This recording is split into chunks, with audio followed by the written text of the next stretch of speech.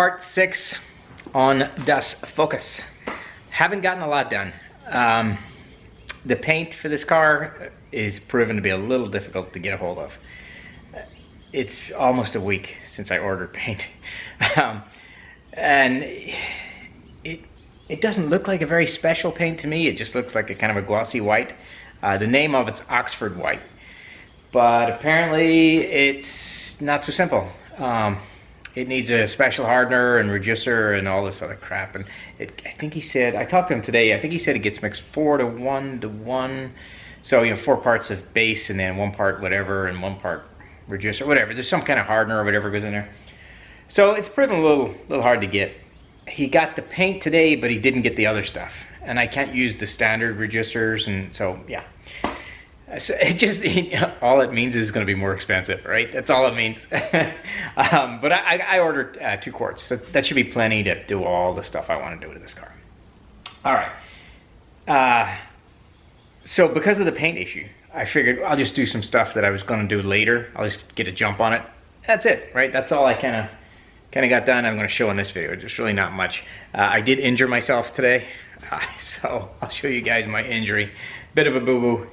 I'm kind of embarrassed about it, but I'll show you guys that, and yeah, let's go. First thing I did was okay, I think I showed this before. This fender here had a little damage on it.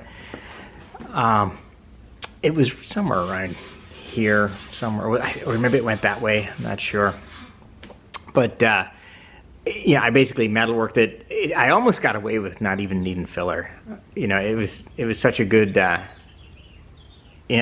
such a good repair. I almost didn't need filler, and I threw some primer on it and then some guide coat, and I had this one tiny little low spot. I couldn't leave it, so I did just end up putting a little bit of filler in there. You know, sanding it back, putting a little filler in it, sanded it again, primed it, and it's perfect. You know, everything's the way it should be. Then I spent about 25 minutes just kind of maneuvering this around and getting all the gaps right. And if you guys have watched any of my other videos when I'm doing this stuff, you know I'll spend hours on panel gaps. Yeah, I got a problem with panel gaps. So, so I'll show you guys that, right? Just so you kind of get an idea of what's going on. So, you know, here's one gap. You know, here's our gap down here. I'll show you guys that. Hopefully it's coming through. And then also, you know, left to right. It's perfect, you know. So I did spend quite a long time doing that, and it's identical to this side, right? So it's kind of what I go off. I use this side as kind of my template. Although you can't always do that, because sometimes the factory will give you pretty shitty gaps too. So I did that, and then I took the side skirts off of this thing, because if you remember, this one had some damage underneath. Or it wasn't really damage, it was just kind of some black junk on it. And then this one was damaged where the wheel came back and hit it. So this is our good one, and this is our one that I repaired. So this thing, it took a bit of work. I mean, because when the wheel came back, it put a couple of kinks in it here. So I had to heat this up and work it around just to get the line back in it. And then I did end up plastic welding it because it broke right there. I don't know if you can see my plastic in there. And then I had a plastic weld in here too. And then right here as well. And this is where it got stupid.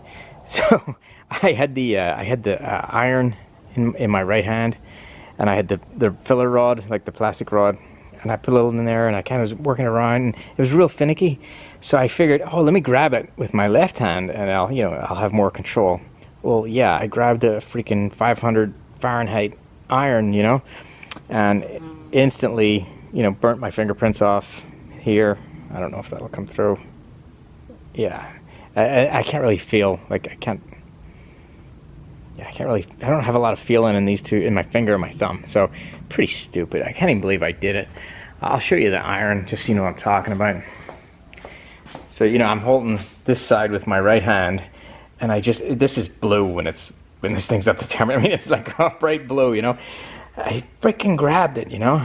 I said, yeah, it's cool enough now.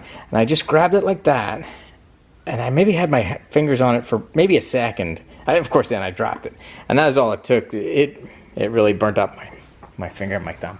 Stupidest goddamn thing. I can't even believe I did it. I can't even believe I'm putting it on the YouTube either, you know? But it just goes to show you. I mean, I've plastic welded a ton. Never once have I done that. But I don't know what I was thinking. I just fucking grabbed it. Stupid. Anyway. So that's pretty much it. I don't really have any more of an update than that. Other than I freaking burnt my fingers and I'm waiting on paint. I just started stripping the rest of the stuff. Because it all needs done anyway. So you might as well make use of the evenings, you know. I only come out here for an hour or two a day. Not even shit. I've been out here for like an hour today. So that's it. Maybe part 7 will be some paint work. Oh, and I'll show you. The wife drove around for like a day and a half with that dick on her head. And then she made me take it off. So now we got a clean spot. Actually, it was only a day. It was only one day she drove around with that. But she did do it. She ran a couple of errands, you know. Went to the grocery store. Got a big cock on her car. Gotta love it.